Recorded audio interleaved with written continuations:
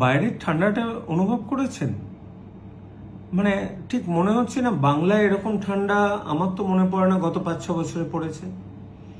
বাইরে বেরোলে আমার মনে হচ্ছে যে আমি দিল্লিতে আছি বা চণ্ডীগড়ে আছি।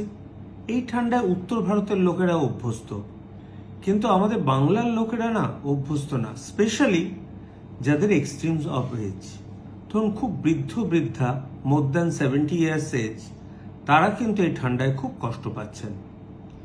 তার ঠান্ডায় তাদের ভালো রাখবেন কি করে আগে বলি। নিজেরা তো ভালো থাকতেই হবে, তার জন্য তা নিজেরা ভালো থাকবেন কিভাবে?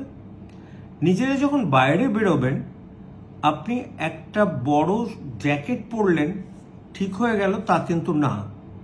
আপনি মাল্টিপল লেয়ারে কর্সেট টাইপের জিনিস পরুন।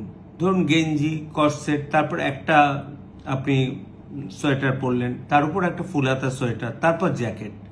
যতগুলো লেয়ার হবে গরম তত ভালো থাকবে শরীরের।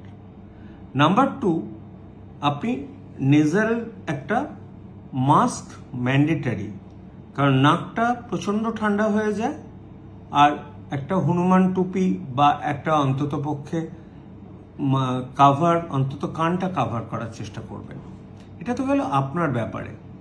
কিন্তু আপনি আরেকটা জিনিস করবেন, যখন বাইরে থাকবেন তখন ড্রাই থাকার চেষ্টা করবেন।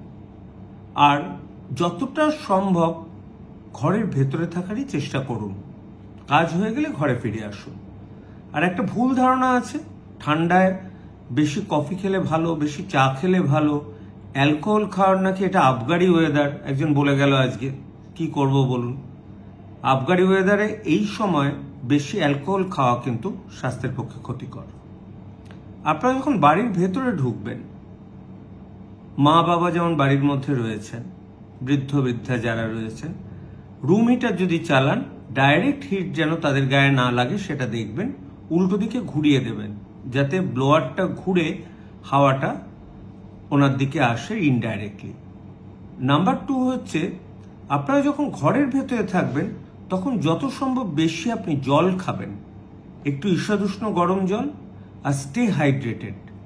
দুটো জিনিস মনে থাকবেন, যখন বাইরে থাকবেন স্টে ড্রাই, যখন ভেতরে থাকবেন ট্রাই টু স্টে ময়েস্ট। এই দুটোর মধ্যেই কিন্তু আসল। ঘরের ভেতরে প্রচুর জল খান।